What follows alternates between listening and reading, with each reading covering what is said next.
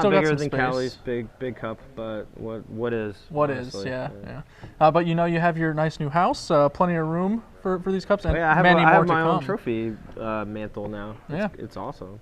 I've seen it. It's wonderful. Cali's is still up there with them though, still bigger. Always gets under my skin. You actually talked about your deck choice in your article for the Legacy Open. You know, you didn't really mention the Standard much, but your Legacy, you know, you were really thinking about it. You were between Maverick and Esper Deathblade, but you wanted to keep the Force of Wills in the main deck, a change Lauren Nolan made, said he might have regretted. Obviously, Big old dummy. It was awesome. yeah, you seem pretty happy with your Force of Wills. They were very timely. In fact, game one, I think you were just dead without peeling one in a very timely spot. Yeah, I mean, I had to brainstorm into, you know, the Force of Will to keep from dying to the sneak attack, and obviously I was dead to any misdirection Force of Will from him, but luckily he just had, you know, all combo pieces and not really a lot of protection. Like, he used the misdirection early on my Thoughtseize, which, you know, maybe that ended up changing the game because, like, I take his combo piece and then he draws a different one, and then, you know, I'm just, you know, losing to misdirection as opposed to... There are a lot of potential futures there, for sure. Yeah, I mean, if he gained control of the Thoughtseize and was able to, like, take a brainstorm from me or something, I think that might have made the play, like, obviously more appealing. But, I mean, I can see the wanting to protect your hand and just go for it. You know, after you saw my hand, you know, all I had was brainstorm, and I'd have a Force of Will in the top 3, luckily.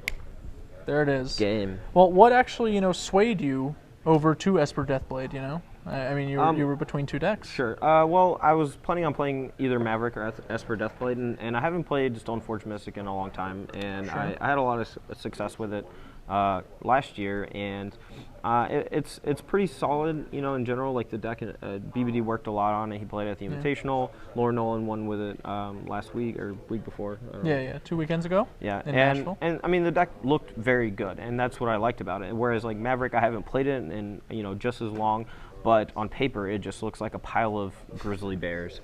And I really want to try out Voice Resurgence, but I don't think it's very good against combo decks, and I also don't think it's very good against control decks because, you know, they have Swords of Plowshares as their main source of removal. The only matchup where I would really like it is probably Rug Delver, you know, because if they kill it, you get like a giant guy, or, you know, it keeps them from being able to play Dazes and stuff like that. But I don't know. It didn't seem like it was that good, so I just opted for the safe choice. Yeah, it certainly panned out for you. What do you think your chances going into this top 8? How do you think I mean, I felt up? very confident. You know, I didn't in the top 8, but in the finals, you know, I played against Show and Tell earlier, and the same thing happened where he had his combo, but if he had any sort of protection, like, I was dead. And, you know, I've played both sides of the, you know, the matchup a lot, and I know that you get those draws. You know, you have all these dig spells to fix your hand, but when your opponent's Thoughtseizing you and also has Force Wills in their deck, sometimes everything just kind of falls apart. Maybe you flood out a little bit. And I got, you know, pretty lucky that in game 1 he just drew nothing for like 6 turns. You know, I mean, I had the Crocus to prevent Show and Tell, but, you know, if he plays another sneak attack, I just lose on the spot. So fair enough. Well, I'm sure we'll get to talk about this event a little bit more.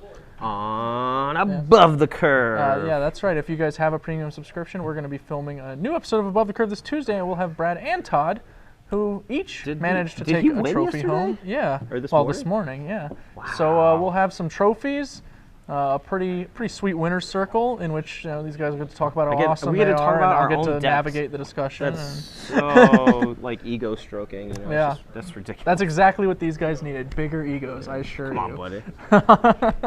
All right, well, I'm going to go ahead and throw it back to Cedric and AJ in the booth. They'll go ahead and close out Baltimore, and yeah, we'll see you next weekend.